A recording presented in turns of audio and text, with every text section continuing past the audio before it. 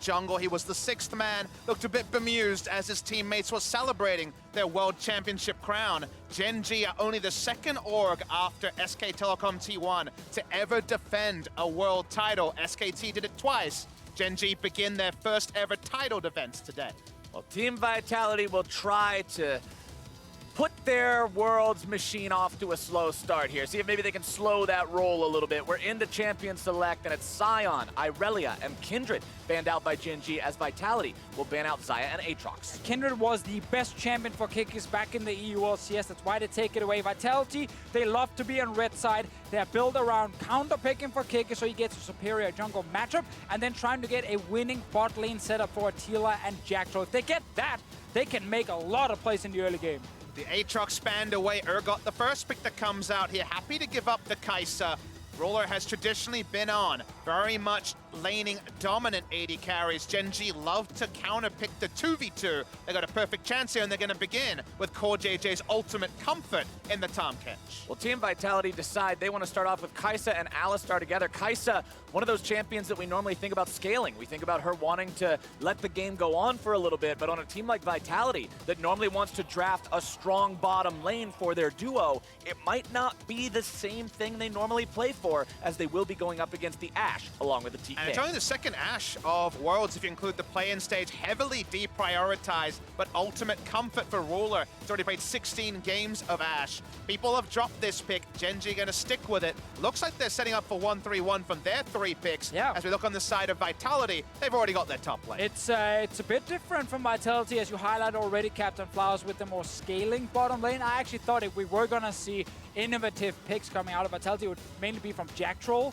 try and get like a superior winning bot lane. But in this case here, they are building a lot for team fights, which is not how they won games in EU. And I also want to challenge the idea of Gen.G just being the shield at all times, because I think that is conditional on Ambition being in there, the world champion from last year. Haru's best champion so far this season is the Camille. In the LCK, Camille doesn't get the work done and gets outscaled. He's 4-0 on the pick, and they might actually pack a punch with a 2nd round jungle pick. And that's why I think starting Haru here is just such a smart play from Gen.G, because Ambition is a little bit too slow in a lot of his games. And a lot of his Kikis. champions are nerfed at the moment. It's also very true. So like a jungler like Kikis would love to deal with Ambition, but Haru can actually match the early game aggression that we will most likely see.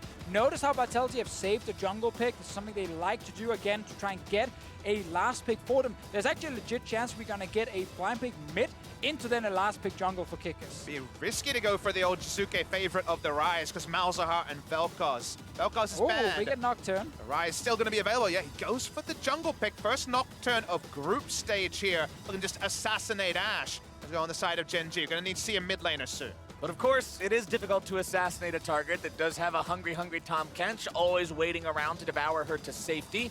We'll see the Gragas locked in on the side of Gen.G here with one more pick to go for that mid lane. Syndra, you guys already mentioned how blind pick Syndra would be something we would see a lot throughout the course of the tournament, and Gen.G goes for it here. LeBlanc is left open, however. That's normally the ban we see when teams want to blind pick Syndra. It is something Jiizuke can play. He has a lot of setup with Ornn ulti and Nocturne ults as well to try and go for more kills once we get a bit later into the game. And backline access and just access to an immobile threat is there in spades for Vitality. We see Alistar, Ornn, the Nocturne all going to get them. This is going to be a mid lane Ekko on the side of Vitality. So this is actually one of the picks that he brought out as one of his comfort picks when he wanted to play, especially in Spring Split, this very split push heavy style. Ekko is one of the best mages in a side lane because he's so annoying due to his mobility and upfront burst damage he can deal in a 1v1. It is very much a Jiizuke pick, but not something we've seen in a long time. It's an old pick into the Syndra because you can ult through the Syndra ult to get your health back, and you can say categorically, like Deficio's alluding to, when you hit the side lane, Syndra's there very much reluctantly. She wants to be in mid lane, access to blue buff and wave clearing, whereas in a long lane, Ekko's chase pressure makes him really annoying to face. And I like the fact that they went for the comfort. I like the fact that they went for the throwback, something unusual, something to change things up a little bit going up against a team the caliber of Gen.G. Don't play what's expected. Don't play what they think is probably going to be the best thing against them. Play your game. We already saw Europe pick up a win with it earlier. We already saw them take down a Korean team by playing their game earlier. Now Vitality wants to do the same thing, and they're saying Ekko's the pick we'll do it with. Yeah, and when you have these kind of drafts where you're packing so much engage, so much backline threat, there's a high chance if you have a good early game that you just snowball completely and you can just keep forcing on the other team. It is not what I fully expected from Vitality. I thought we were going to get different picks down in the bottom lane, but they've gone for what is considered very strong right now, of course, with Kaisa, Alistar. The Nocturne and the Ekko, they are kind of the two picks that could be a little bit surprising, especially Ekko specifically.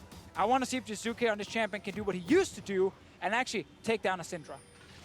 Jiizuke on the Ekko. We'll see if he can put those carry pants on and bring Europe up to a 2-0 day against Korea on day one of main stage Group 0 Worlds. It's the last game of the day. Gen.G coming out of the blue corner, your reigning world champions, going up against Vitality in the red. Their first appearance at Worlds.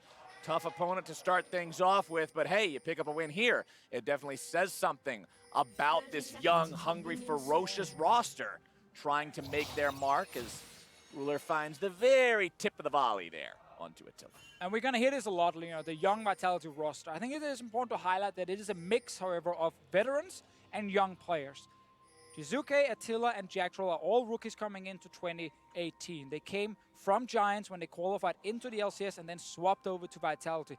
Kikis and Cabochard, however, if you don't follow European LCS too much, these guys are veterans. They've been here for many, many years. Kikis was a pro, or tried to be a pro player in 2010 already, and was part of like WCG. Cabochard has been in the EU LCS since 2014 when he was subbing in for Gambit and then became the starting top laner later. So these guys have been here for a long, long time. And meanwhile, on the other side, Gen.G are the first team ever to defend their crown with the same entire roster. The same 6 men are there. Haru starts, Ambition on the bench. They are a team that has not found regular season success, but World Championship play has always been when they have been dominant. They are back-to-back finalists, they are reigning champions, and they're definitely causing a lot of pressure, but Ruler had to flash. That was a super early flash. There's not even a combo available for the Alistar, and it looks like the game has been paused. Yeah, Alistar is only level 1. Yeah. You definitely don't need to be too scared of a headbutt, even if you get hit by the wall right after. Early pause here. It looks like the pause is due to a keyboard issue. They're investigating that right now. We'll figure out exactly what's going on and hopefully get back into games sooner than later. But yeah, Gen.G coming back. You were talking about this team and how things aren't always all sugar and rainbows for these guys. It's not like being the reigning world champion means, oh yeah, we're just going to cruise all over everybody, steamroll everything, come in first seed, wipe everybody out. They are the 3rd seed from Korea this time around. It's the surreal thing about Gen.G, former Samsung Galaxy. They were KSV actually in the spring season, so a couple of name changes. Still they are the Only a defending couple. world champions, and still there is that bizarre scenario where when it comes to playoffs, when it comes to regional play, they've never even finished 3rd, let alone make the semifinal. They've always been struggling far away. But the Worlds buff, which is usually kind of just a mysticism you throw out there when you don't really know what's going on, we can't really explain how players like CuVee can just be on the tanks in the regular season, out of nowhere, be dominant threats when the Worlds is on the line. The keyboard issue was with Jactroll. It has been resolved. We're back into the game now, but remember, that was a very, very, very early flash from Ruler. Not normally what you expect, but it's Summoner Spell down now with a 5-minute cooldown. That means it'll be about 7 minutes before that's up again, as Jiizuke down to 300 HP here in the mid lane. Crown gets a couple more autos. Luckily for Ruler, we are waiting for Kikis level 6 before we expect him to do a whole lot, but yeah. I want to quickly go back to the story of Gen.G here in the summer split in the LCK. When the gauntlet started and the first match, the wildcard match, the BO3, they had to play against the Freaka. When you listen to you, Papasmithy and VODS, talking about how, well, they were favorites coming into the game, but they got 2-0. They looked abysmal in that series, and it was like, okay, these guys are not even going to make Worlds. But then in the gauntlet run, how they managed to pick it up when it really matters. Crown re-enters with the lineup and actually plays really well. That was a big deal for the team. I mean, Crown played the dominant amount of games of his entire summer season in the actual regional gauntlet. He played 3 games in the regular season with Fly, who was over in North America in spring, coming over to Gen.G and playing in summer. It's his combination with Haru where I feel like Gen.G actually get the big value out of Crown. As a duo, they were so impressive a year and a half ago in spring season of 2017. As a duo, in a meta where Ambition doesn't fit, Haru comes in, and to me, he was the big star of their rise as Ambition struggled to make the meta picks work there. And speaking of them as a duo, it's not just Crown that played most of his games recently, it's Haru as well that played almost all his games so far in the Gauntlet. This guy has been getting more of that recent experience. Like you said, the shift in the meta away from the Ambition champion pool, away from the Trundle and the Sejuani that he likes to play so much, is much more suited to what they want to do here with Haru on this Gragas. So far, hasn't found anything just yet.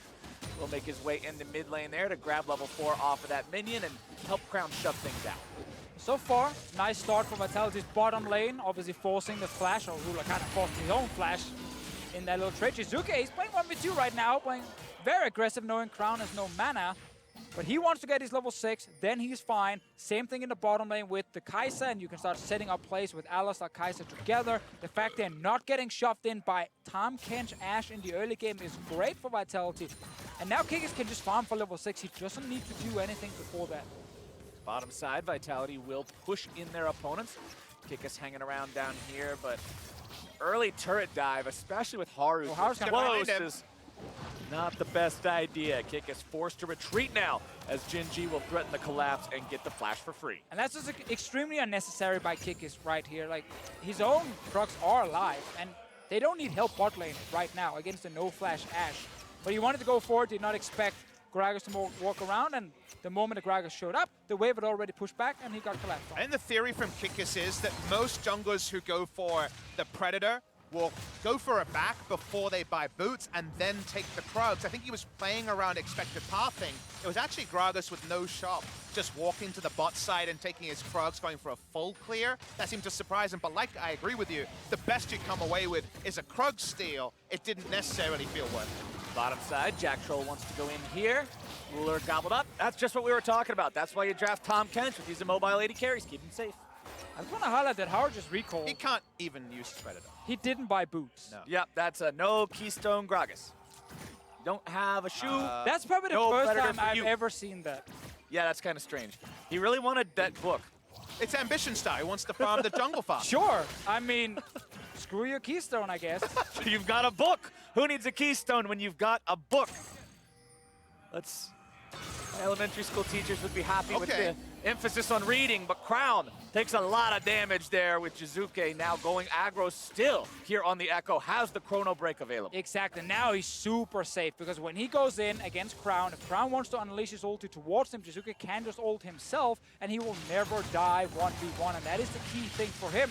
Top lane, CuVee is of course pushing in and winning against Cabochard, but that's an Ornn. His entire job is to take a beating and then land some good ultis. Haru in the mid lane, looking to find the gank here on Jiizuke, who goes into the Chrono Break, looking to make some kind of an outplay here. Instead, just gonna be bursted, flashes over the wall, and Crown says, see you later. First blood over to Gen.G, as Vitality put their attention in the Ocean Drake. Needs a little bit more damage. Void Seeker will do just that. Haru tries to throw out the cast. Nice spell shield coming out from Kikis, but it will not be enough as CoreJJ uses Ignite to secure the kill. Jactroll now tries to get away, but a swift tongue from CoreJJ is going to keep him slowed down. A little bit more might be enough to take him out. Haru goes forward with the body slam, and there's the lick for the third kill. Now that is a hungry Tahm Kench. CoreJJ with the double kill. So much to talk about because the play is so extended. When we get the replay, we can comment specifically on how Crown played that. The key to dealing with the Ekko is you have to ult early, otherwise it's just going to negate all the damage. Jiizuke cancels out the damage from the ultimate, but it puts him so close to Crown's turret.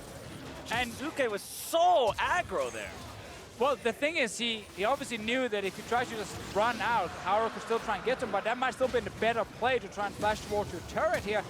What happens, however, is this is kind of Vitality drafting a lot of actually scaling. Like a jungler wants to farm for 6, a bot lane that doesn't really want to fight early, and then they try to take the Ocean Drake. And with the mid laner dying, this just backfires completely.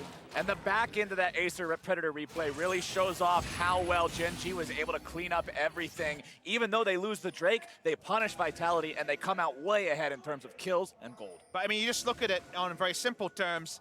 The mid laner pushes up and looks to pressure as a melee champion while they're taking a Drake. They're trying to do too many things, and that's why they face the ultimate punishment.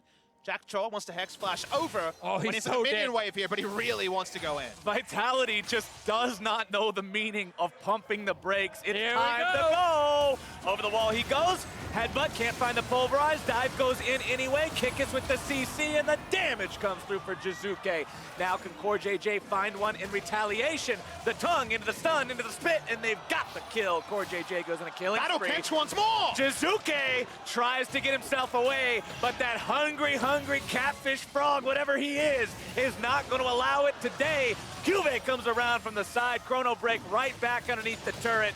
Jiizuke's got nowhere to run, nowhere to hide. He can't get away, and the kill credit goes to CuVee. So Vitality, whenever they fall behind, they just keep forcing plays. That's their way back into the game here. They're not being really late with this setup, so CoreJJ reads the situation and gets the ulti into mid lane, even through the Nocturne ult itself, and that's why he shows up and gets a bunch of kills in return, and actually blocks Jiizuke as well from getting out.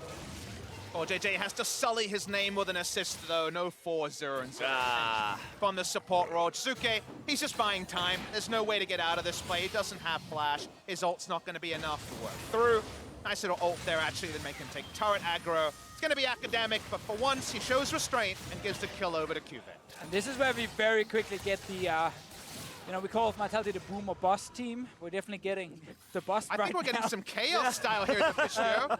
They are trying to play aggressive, but they don't always have enough damage this early in the game with their draft. And here with CoreJJ kind of reading the situation, it just stopped Vitality from getting a free kill mid. And it's looking pretty rough all of a sudden with 5 kills for Gen.G. And look at Jactroll's items. He's got mobility boots already. He wants to roam around more on the Alistar, try to set things up with the jungler and the mid laner. The bottom side of the map, Ruler still falling behind a little bit in terms of farm versus Attila, which is a good sign there for the side of Vitality.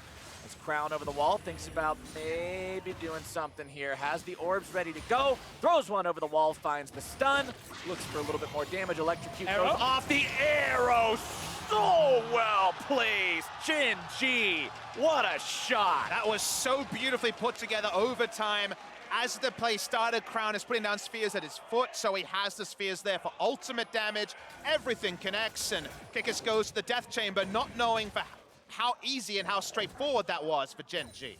That was exactly what you want to see out of your Ashe pick, as now topside, Cabochard summons the Ornn Horn to put some damage and some CC there onto CuVee, who has the Ghost used from Summoner's Spellbook.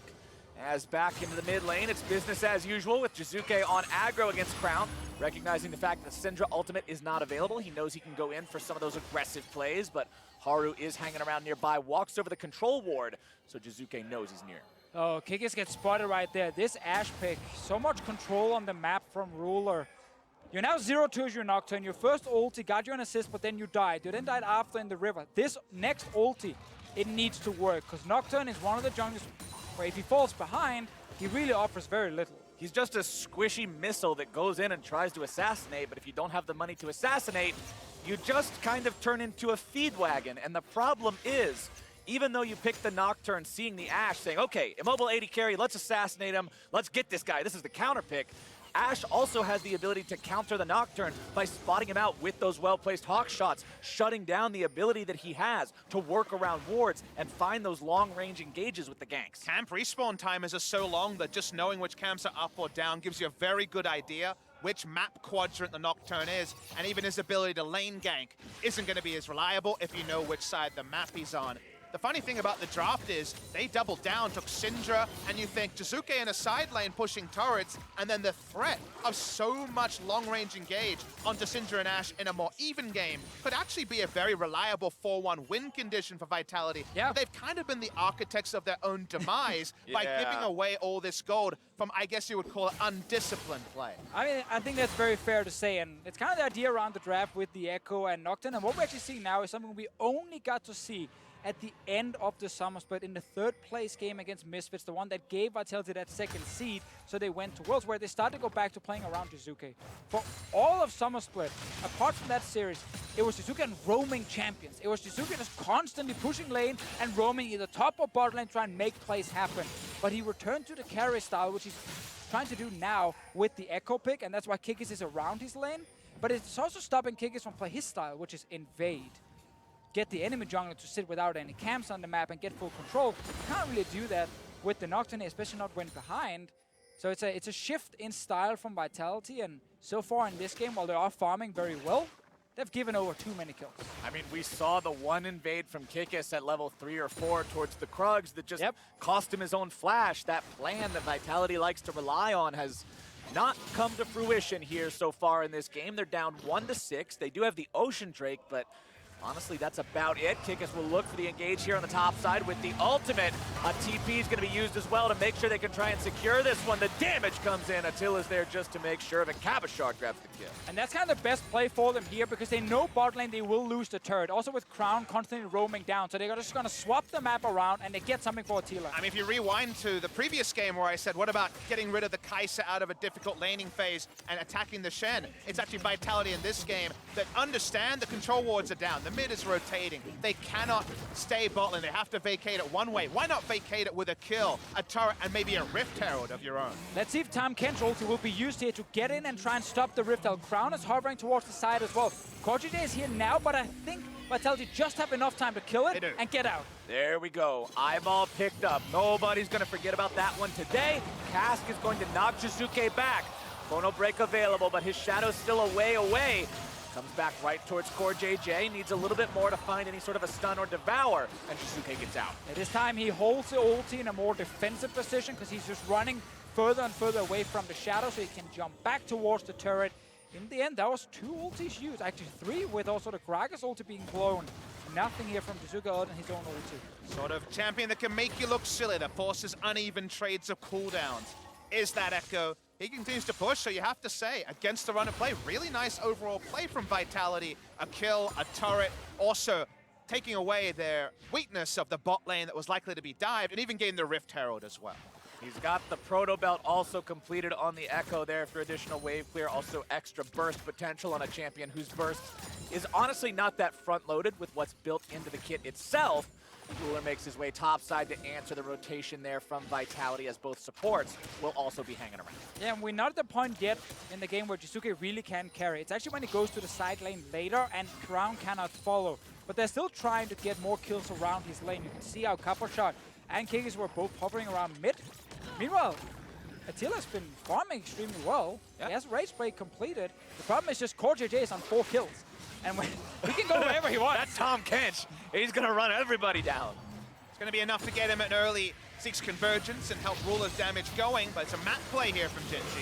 Crown's very low on mana. You can't have a super extended fight here immediately. The blue buff will keep that pool very high, giving him a little bit of time to build that up.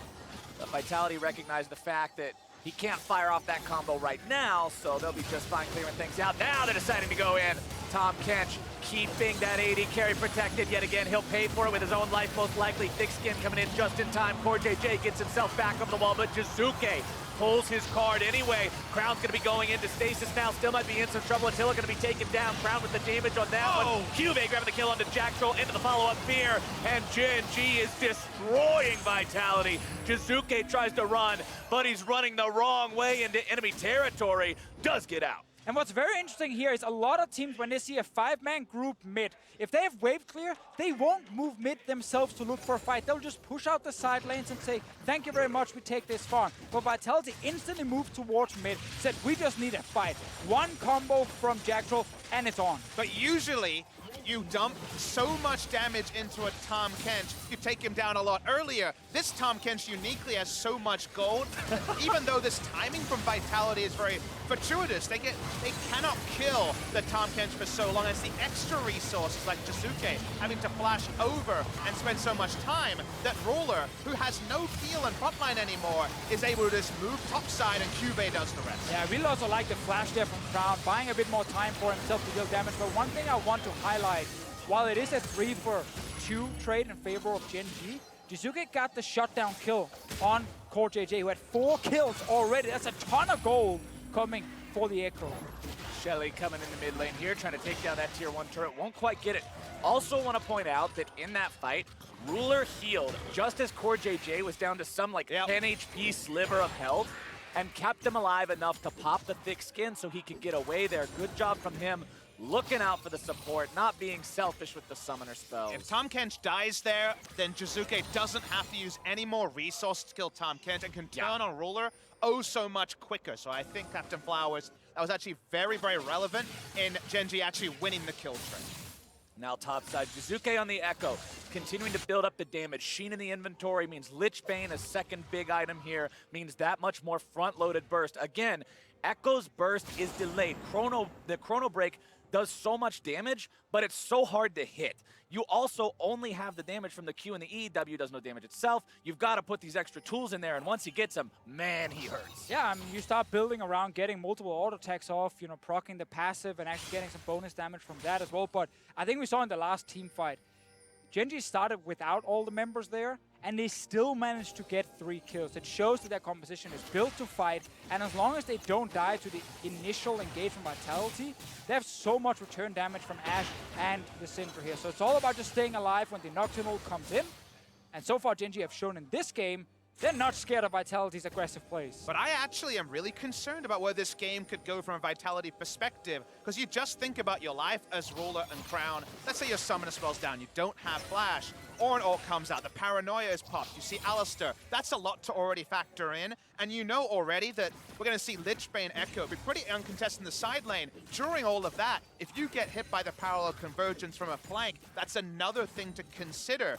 There's really so much threat that I feel like one of Crown and Ruler, if they get the drop on Gen.G, will die so quickly that that might actually just tip the balance to the side of Vitality. And with a composition that has a diving mid laner and a diving jungler, I really like Kaisa. Granted, I think she's the strongest AD carry in the game anyway, so she's always good, but it's time to dive, and Gen.G has lost their mid laner. Jactroll gets a 3-man knockup, and Vitality do not know how to stop just yet. Attila's gonna be taken low. Ruler misses the arrow. Vitality in retreat now. CuVee on the front line to find a kill, but Jiizuke, the man with the plan, has the shutdown.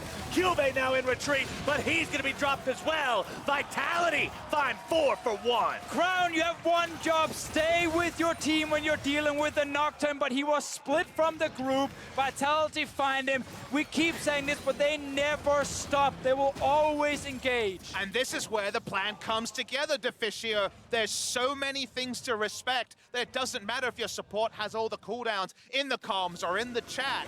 Watch the replay here. Consider what they know and what they don't know. Crown is actually posturing forward, looking onto Jiizuke, but there's so much guaranteed upfront burst that, like I mentioned, one carry is down instantly. But the awesome thing about how this game is going to play out is we're going to get more and more of these engages, and Gen.G will also find ways to try and defend more, because Haru will actually stay. I don't know why stopwatch there, but anyway, he will stay with his carries and can use his ulti defensively to again survive the all-in. But this time, we're split up teams. Kikis and Vitality find the first kill. Jiizuke is fed on this Ekko. And we said early lane phase is not what it's all about with Ekko. It's the late game where you cannot stop him in a side lane. So what I'm learning so far, gentlemen, from day one of main stage groups, Europe needs to pick comfort picks, and they can go toe-to-toe with Korean teams. Because the Heimerdinger from Hjarnan with G2, and now the Ekko from Jiizuke with Vitality has been putting in work. These unorthodox picks, this different style, this is what makes them have to reevaluate the way they play the game. And now CuVee needs to reevaluate what the hell he's doing here in this river. Gonna be on the defensive now, has to also be aware that he could fire off the ultimate, not give him the chance. I'm pretty sure Jiizuke has no idea how to not play League of Legends aggressively. This man is always on the hunt, and he gets himself away. CoreJJ bringing up Haru, trying to chase him down, but he makes you look silly. This is what he likes to do when he's ahead in the game. When he got into the spring split, we didn't know much about Jiizuke. We knew he was the first professional Italian player, and that was it. He played Ryze, he got leads, he went to side lanes, he 1v2'd Fnatic in side lanes against Caps, and he managed to get ahead and win games for his team as a split pusher. Now he's on the Ekko, we keep highlighting the mobility, and he's doing it against the defending world champion. And what I know about Ekko is that if you see 4 members chasing him in a long lane, you cue the yakety sax music, you remember the Jactroll, because if you chase down the Ekko, there's very, very little kill pressure on the side of Gen.G to actually cement that kill. And in the meantime, The Ornn whacks away on a turret. The gold continues to register. It's not a gold lead for Vitality, but they've already shown that if you walk alone on the side of Gen.G, something that Uzi never did in the previous game, you're going to be done pretty quick. And Vitality has reached deep into their magic bag of tricks and pulled out some late-game options with this draft, remember. Deficio, you already mentioned how Ekko is a late-game champion. He's going to shine more in the late game. Kaisa, this pick where we talked about how Vitality normally wants to play for the lane with the bottom lane. Instead, they have this super scaling pick that's onto 2 items with the AP build. They will be able to hold their own against Gen.G as this game extends forward with a dead even gold score. Now, a very important item has just been picked up by Crown. We didn't get to talk a lot about what he should build next, but Hourglass is so key against the Nocturne composition from Vitality. Obviously, it's not enough to only survive when you have the Hourglass, but it's going to help you a lot because Tahm Kench can only devour the one target. Gen.G, it's all about surviving, and Vitality, they're looking for the next big fight. Vitality need to just keep hungry, keep looking for that blood, and I'm sure that will not be a problem here for this squad. Cabochard on the top lane, 2-0 and 3 there on the Ornn, and you can see the gold difference over time coming in. Gen.G's lead is shrinking as Vitality is going in yet again. Jactroll going into ulti mode here immediately. Gets himself out of the way in time. CuVee is going to be taken very low. Kikis can't quite find the damage. CoreJJ now going to be the target as he loses his AD carry. Ruler's out of the picture, and that means Vitality can continue pressing forward. Look at Crown. Kikis goes into Resurrection with the Guardian Angel. Crown's coming around from the flank, but Vitality just go forward anyway. The weak will not be scattered, but Jactroll's going to be picked up. Jiizuke goes right back in. He has no concern for his own safety. The man is back into the ulti, and he's got big damage.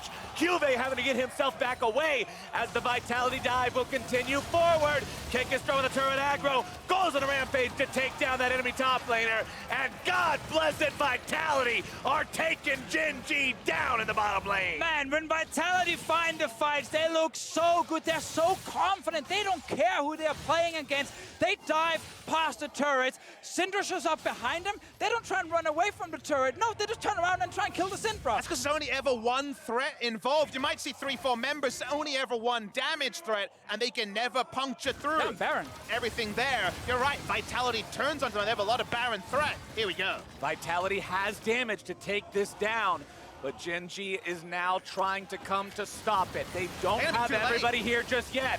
Jactroll's going to be running interference. Arrow pops out, Paranoia to keep them blind. Cabochard's gonna be the one to secure it. Kikis already dead though. How many does Vitality lose for this? Attila forced to flash over the wall, Cabochard as well. That was almost a troll, but it didn't happen, so it doesn't matter. Summoner's Spellbook for Cabochard. Both Summoner spells expended and he gets out. He was able to smite it with the Unsealed Spellbook, I believe. But let's remember what happened bot lane. Again, attack CuVee on this Urgot. They come in, they have the Ashe here. I was waiting to see when the W was used. CuVee out of the fight early, and even with the stasis here, Ruler was out of position. And then the call is not, let's run away. Let's get out of here. We got our kill. It's, wait, they're trying to fight us. We should just keep fighting. No one is dead yet on the side of Vitality because of the GA onto Kikis, and when Crown shows up to get the 1 kill, this is normally where teams will disengage. 4 beats 1, Deficio. Jiizuke is like jumping in at first, knowing his ulti is available, and this could have been such a huge ulti coming in, but I think the Devour just came in time. Yep. Still, he managed to take down CoreJJ. And I want to highlight something really, really important. One of the biggest problems for Vitality in Europe is taking Barons when it's a slow game. Yes. But when they get a fight first, into then an early Baron, they will just go for it. They will not hesitate, and that's exactly what just happened here. They have the Baron, they can get more turrets now. 8,000 damage in that last fight between the 2 big damage dealers on the side of Vitality. And this team that is making their first appearance at Worlds against the defending world champions is now 2,500 gold up with Baron on multiple members, pressuring onto the tier 2 turret here in the top side, looking to make something happen. Jiizuke getting himself back before more damage comes in from the Syndra. But Vitality has to close things out cleanly. They have to use this Baron buff well. We talked about this team being all early, struggling in the late game if they don't have a massive lead. CuVee's gonna be in some trouble. Jiizuke gets locked down, gets himself out using the chrono break, but Jactroll onto the front line, gonna be absorbing so much pain. Paranoia comes in, Kikis decides to go into the back line here as well. Still nobody gonna be dead on Gen.G. Pulled back in the grinder. CuVee grabs the kill as CoreJJ is gonna remain on the front line. CuVee goes in, he's able to find Attila now too, and Vitality is destroyed in this fight. And this time, they went too far, and they got punished. One by one, they jumped in. Kikis waited and thought he could execute Crown, but CoreJJ gets the Devour in, and this is always the problem against a team like Gen.G. Because they like to skip the steps, Deficio, and sometimes it works out big, but in this time, with a mostly melee comp and also the Kaisa, they think they can get some kills and just close the game from there. They're not able to do so. The dive doesn't work, and that's some important gold and some Barons taken away by Gen.G. I feel like I practically jinxed it. Right as I'm saying, this team that is only known for early game needs to have a competent macro game to close things out. It falls apart, they overextend, the fight goes the way of Gen.G. Let's take another look. So, Turret is still alive, Jiizuke goes in, which then forces Jactroll to follow as well. But notice when Jiizuke jumps out, Jactroll's now left alone. Attila is hitting a turret. No one else is following up until Kikis jumps in and then the Devour is ready. Let's consider a different fight where they take the turret and back away and they gave up Jactroll's life for the inner turret. Instead, they go further, they flash in from CuVee, still very tanky despite the low health bar.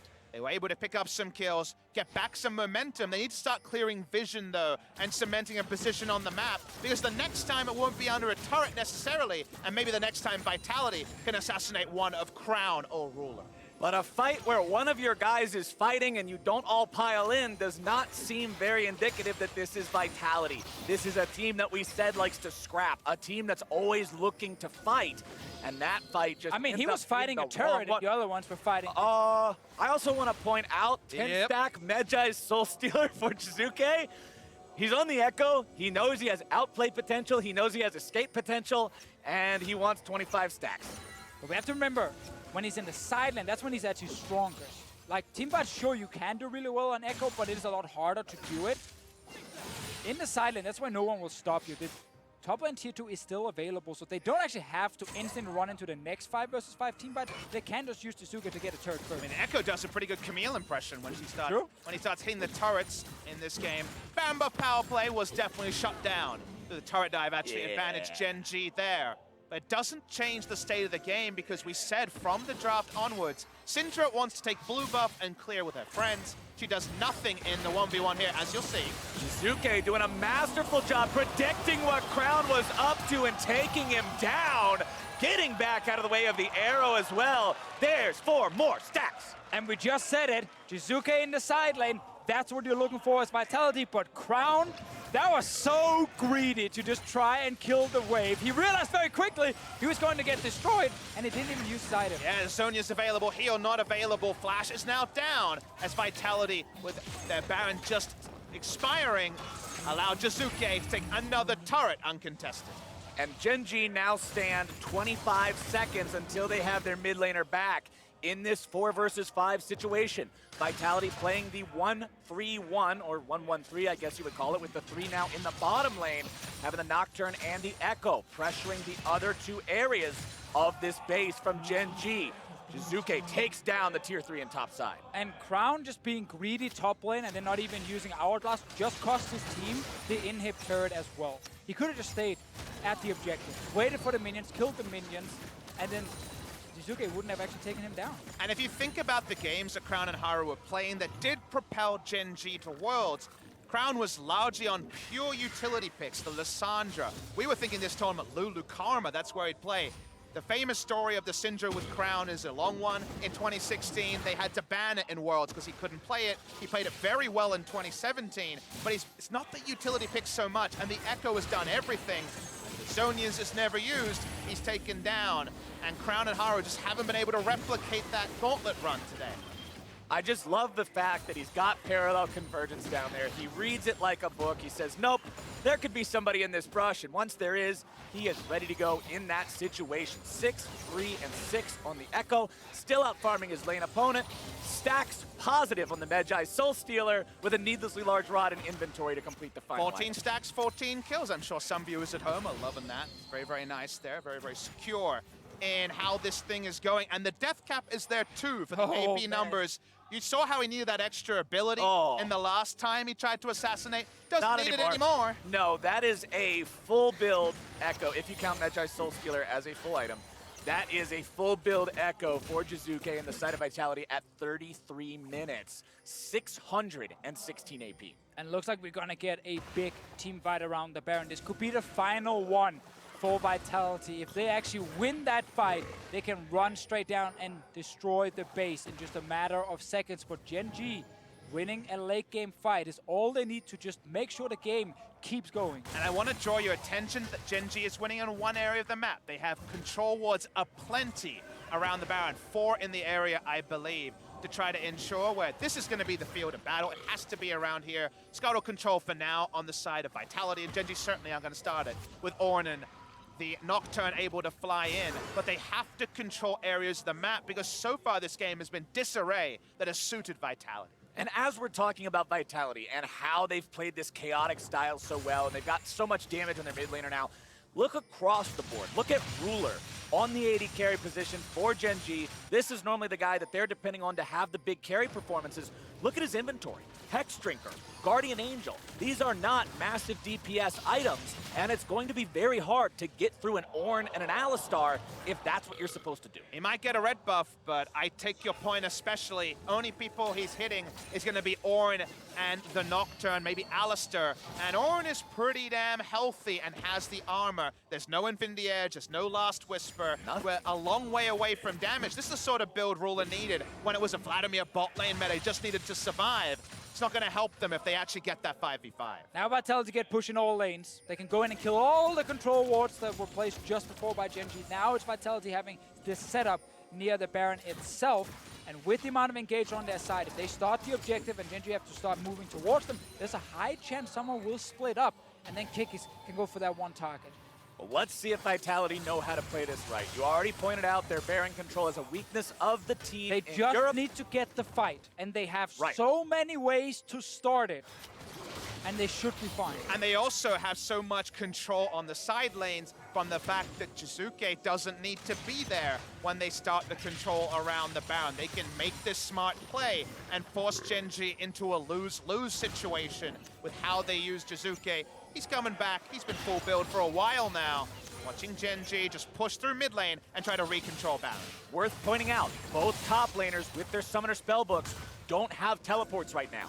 It's exhaust for both, and even the ignite for CuVee, making sure he brings maximum combat power into this next altercation as Jactroll goes in. He's able to find the knock-up down onto Ruler, getting himself back now. Kikis drops Paranoia, but does not decide to dive in with it wisely. They got the ulti of CoreJJ right there, but Jactroll had to use his as well. And the same thing for Kikis, so no Nocturne ult. He's not very useful in the next fight. They really need that big cooldown. And now it's Gen.G with control of mid, and therefore Baron. Got priority over the pit. They'll walk themselves back up here, look to sweep things out. They've set down control wards as well. Trying to maybe set up a trap brush here. Attila fires off the Void Seeker, not going to find anyone there. As Gen.G will move into the pit, clear out any vision, and just keep it safe. Good thing for Vitality is Gen.G have very poor Baron damage. They do it very, very slowly, so they don't have to make any fast moves, even if Gen.G have largely controlled the pit for the last couple of minutes. But now we need to see if they actually start it, because Vitality have no vision around it. They're actually coming in behind it. They expect it to start it. Nice arrow! Coming here, it's Jiizuke, but he's stunned up! He's killed before he's able to chrono break. That is huge for Gen.G. Insane arrow right there. Perfect timing, and it's because Vitality have no vision at Baron, so they're TPing because they think it's being started. The Fed mid laner is dead. The biggest threat on Vitality is out of the picture. They have to stop Gen.G here. Ruler, Crown, both big damage threats on the side of the defending world champions. Alive and ready to go. Kikis behind the pit, wants to go for the steal. The cast to try to knock Attila away. Here comes Cabochard's ulti. Kikis still gonna be over the wall, pops the paranoia, thinking about going in. CuVee getting himself back. Baron still at 3K. Cabochard goes into the pit. Jactroll and Attila gonna be left alone. They come down. Vitality has the Baron, but can they get themselves away? Flashing over the wall now to escape.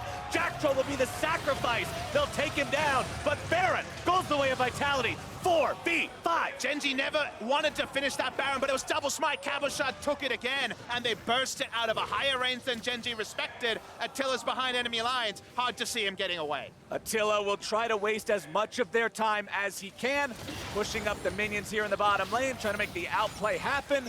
Goes invis, but it's gonna be a few more seconds. Killer instinct into flash. It looks so damn cool, but it means so damn little. Attila taken down as the tongue comes out and the damage goes through. And it's hard to blame him for trying to flash away right there after he made some nice jukes, but it means in the end, he had to blow the flash and he still died. CoreJJ flashed after him to finish him, but man, there's not a lot of teams who will go for these kind of plays, but Vitality 4 versus 5 are still doing it. So watch the Baron health, 2900, not burst range. Cabochard has smite here for double smite, level 18 and level 16. Gen.G realized they have to actually contest this. They can't turn around. So it's smartly done by Vitality. They still have their summoners. They can still get out of the pit. There may be some consolation kills, but this was as perfect as possible. The 20,000 gold, 700 AP Ekko was a non-factor, and they still don't claim the Baron, the Gen.G. I just love the fact that we end day one of group stages with such an epic game between Vitality and the defending world champions Gen.G. We have seen so many aggressive plays. We've seen defensive moves from Gen.G to try and stay in the game. They've managed to win the last few team fights they needed to win to delay Vitality, and we're still at a situation where the team fights can honestly go both ways. Want to point out, after that, after having 10 pages ripped out of his Soul Stealer, Jiizuke has now sold the Medjais, picked up a Banshee's Veil instead. He doesn't want to get arrowed again. So he's like, all right, that was stupid. We're not doing that again. Back play. Rich people get all the breaks. They have their book, doesn't matter. I'll buy another one, even better than the first. He walks up.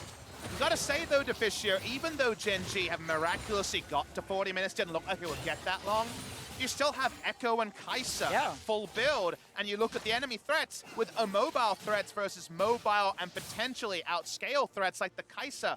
If Vitality, they may not be as good as Gen.G in a late game fight. I think they got bigger guns to try to make one go. Yeah, look at Ruler again. Has completed the Hexdrinker into Maw of Mount Mortius now, but that's also not a huge damage item.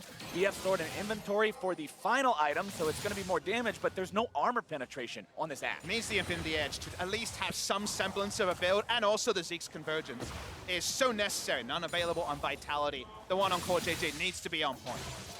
Gotta remember, top inhib is open, but there's no TP on Jiizuke right now. So it is a bit risky if he goes towards it while the rest of the team is sitting on the bottom side. But Vitality, again, trying to split up. Ashe Arrow can be very effective against no QSS on the side of Vitality. Can Ruler actually hit it? 20 seconds left on this Baron. Vitality won't find too much with that one. They'll send Jiizuke back into the top side, continuing to push up towards that exposed inhibitor as the rest of everyone falls back. Not too much more pushing to be done by this team.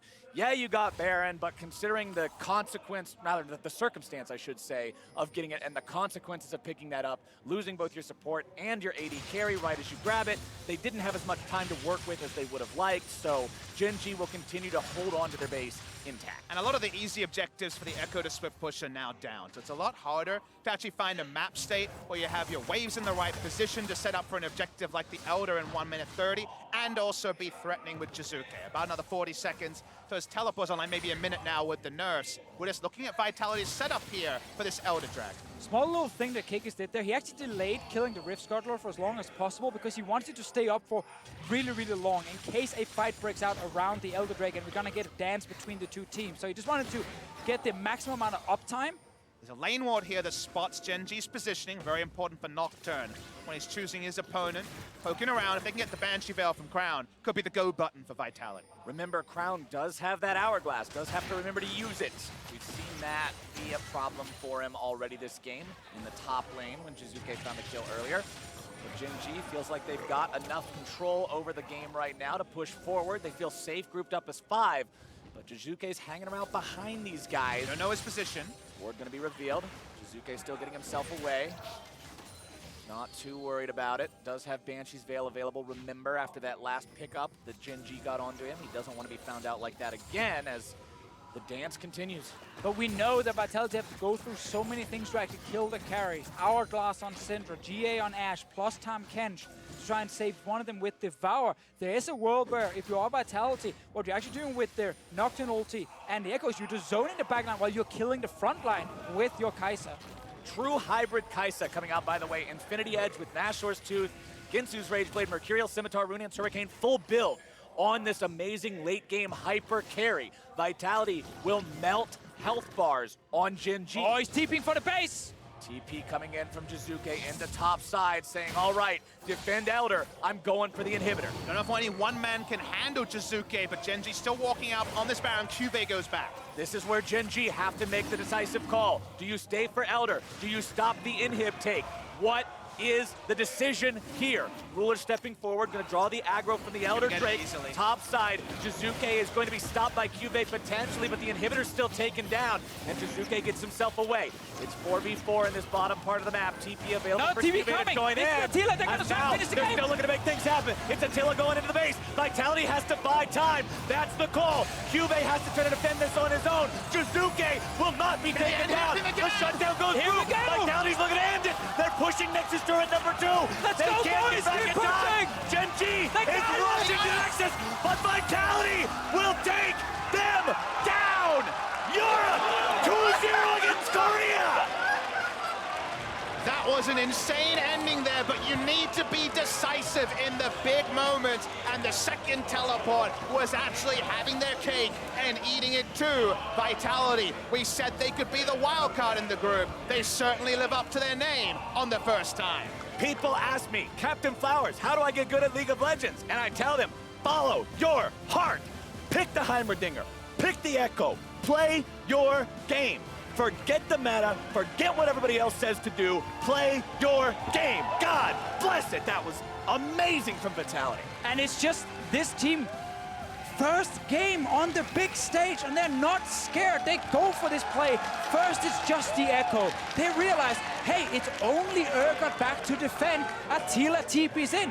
And fun fact, we actually saw this kind of play in the EOSS when Schalke did it. TP'd into the back line, into the base, killed the Nexus. Vitality, they saw that play, they're like, hey, we can do exactly the same. And Vitality saw the same rumors about their performance in scrims, their struggles since they got over to Korea. And some people in their position end up just fighting for a participation medal. We made it to Worlds, we've done our work. They were not looking for participation. They are looking to make an impact. And their standing in this group reads 1-0. No one can take that away. And when we looked at their day one games, and we said, okay, where could the potential upset really happen? Yeah. We looked at this game specifically. Gen.G, not exactly known to be super fast starters when it comes to international tournaments, and Vitality will be a team they do not really have any practice against. They don't know 100% how they're going to play.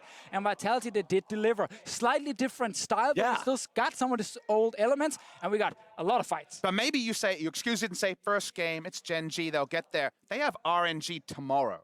And 0-2 is a hole to dig yourself out of, whatever the remaining games hold.